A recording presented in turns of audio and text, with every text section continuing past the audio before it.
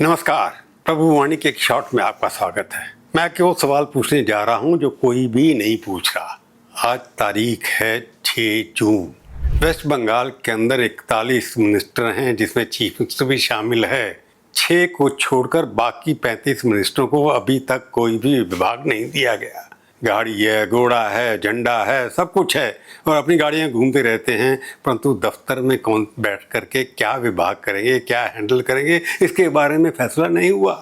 BJP को 208 सीटें मिली हैं, सबसे बड़ी पार्टी बनकर के आई है। 15 साल के बाद उन्होंने टीएमसी को बुरी तरह हरा दिया।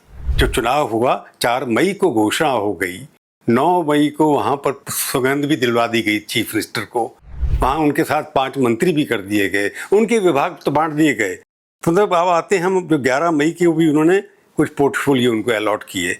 अब टोटल काउंसिल कितनी है मिनिस्टर की? 41 है, मैंने आपको बताया। शुभेंदु अधिकारी को कुछ दे दिया, माइनॉरिटी अफेयर दिया, हेल्थ दिया, फैमिली वेलफेयर दिया, फाइनेंस दिया, दिलीप घोष को पंचायत दिया, अग्निमित्रा पॉल जो चीफ मिनिस्टर बनना चाहती थी उनको म्यूनिसिपल अफेयर्स दिया, अशोक किरतानिया को फूड एंड सप्लाईज दिया, निशित प्रमाणिक जो दिल्ली में मंत्री भी थे उनको नॉर्थ बंगाल डेवलपमेंट दे दिया। 1 जून को 35 मिनिस्टरों को शपथ दिलवाई गई और आज 1 हफ्ता होने को आ रहा है कि उनके पास कोई भी डिपार्टमेंट नहीं है। क्या कारण है? बीजेपी का नेतृत्व इतना स्ट्रांग है, अमित शाह जी ने इतनी मेहनत करके वहाँ पर सरकार बनवाई। वेस्ट बंगाल के लोगों की अपेक्षा थी कि वहाँ पर मंत्री आएंगे, अच्छा काम करेंगे, पढ़े लिखे आएंगे। तो क्या समस्या है? वेस्ट बंगाल की सुने शुभेंदु अधिकारी, क्योंकि तृणमूल छोड़ करके आए थे, वो अपने लोगों को कुछ अच्छे विभाग देना चाहते हैं, जबकि संघ से जुड़े हुए लोग जो पुराने बीजेपी के लोग हैं वो अपने डिपार्टमेंट ढूंढना चाहते हैं। दोनों के बीच में झगड़ा चल रहा है, इस वजह से कोई फैसला नहीं हो पा रहा है। परंतु वेस्ट बंगाल की जनता चाहती थी कि जिस तेजी से उन्होंने उनका परिवर्तन किया सरकार का, उसी तेजी से काम भी शुरू होना चाहिए।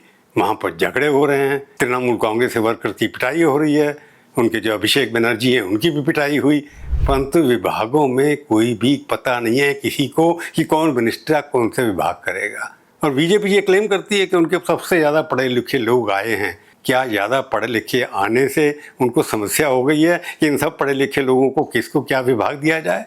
परंतु ये विडंबना है कि भारत की सबसे बड़ी पार्टी जो चुनाव जीतने में सफल हुई है, जिसने 15 साल पुरानी सरकार उड़ा के गिराई है, आज 1 महीने के बाद भी पूरी सरकार बनाने में असफल रही है। इसका कारण क्या है कि गुटबंदी अभी भी बीजेपी भी चलती है और अमित शाह और मोदी जी हैं वो उनको संभालने में सफल नहीं हो पा रहे हैं।